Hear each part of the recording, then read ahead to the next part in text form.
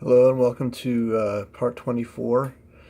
I just wanted to talk a little bit about drama. For the most part, it's good only in something such as movies. I think movies are the best place for drama, maybe television, but save it for that. There's an expression called "save the drama for your mama" that rhymes in English. I don't know if this is rhyming for you.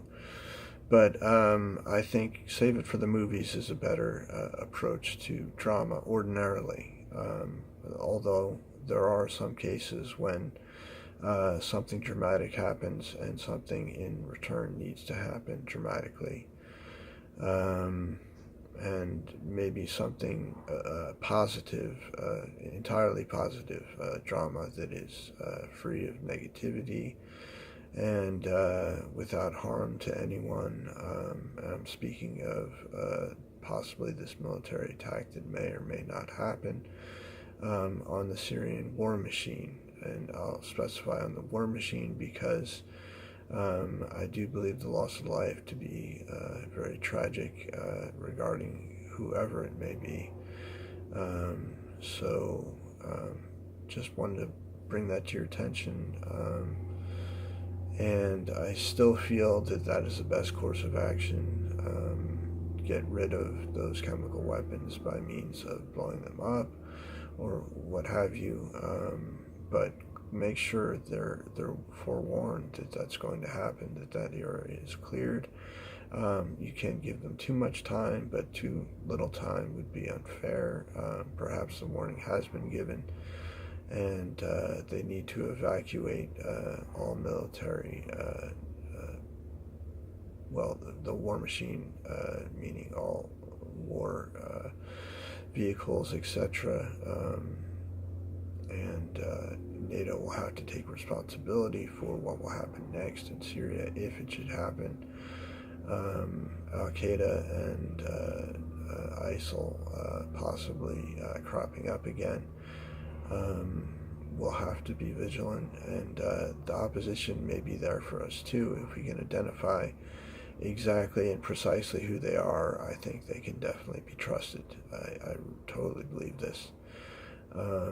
They are the hope of Syria, and we shouldn't make light of that. I think they are very important and should be trusted with the future of Syria and its new constitution, its new government, its new leader. The people, all of Syria voting, including previous military people of Syria, should have a say in who does govern in the future. Assad should be out of the running. And those abroad, those who have fled, should have a vote as well. I find this exhaustive thinking about this situation, but albeit necessary to do something, there needs to be an immediate response to hinder this from happening ever again. Assad in custody would be a start, and like that, the war machine completely destroyed or nearly so. Russia included, being there, they've been reckless. They have taken the lives of innocent people, being careless and reckless with weapons, and I think there should also be dealt with in this manner, but forewarned, of course, and then hopefully we'll have a different Russia, a different former Soviet Union, and a new Soviet Union, and Ukraine belonging to both. I'm saying this again. I know I repeat this often to the EU and to the new Soviet Union. But it needs to be democratic and capitalistic, and this is very important. This is key. Constitution's drawn. This may take some time, but it shouldn't be dragging on. This needs to happen swiftly.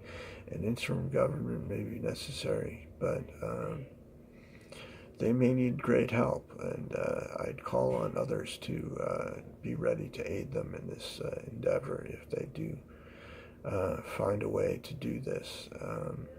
Those that would dare to have democracy.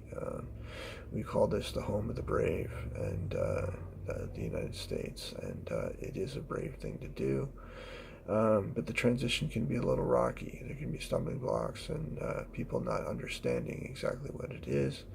So they need help understanding, educated, and we need this to happen very quickly. I can't reiterate enough how important it is, and I know it seems of arrogance to say that the U.S. Constitution is the great blueprint, but I defer it to divinity, divine intervention that may have written it more so than man. Just a thought on that. So we're not claiming credit for, oh, we have the great system, and it just happened to be something that was given to us, and we gratefully allow it to have, take hold anywhere else in the world. So enough said.